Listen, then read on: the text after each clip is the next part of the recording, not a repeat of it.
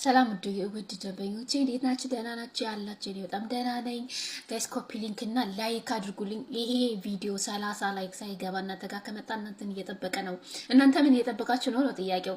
ሳውዲ አረቢያ ያላችሁ ሁሉም ቦታ ማድረስ ይችላልው።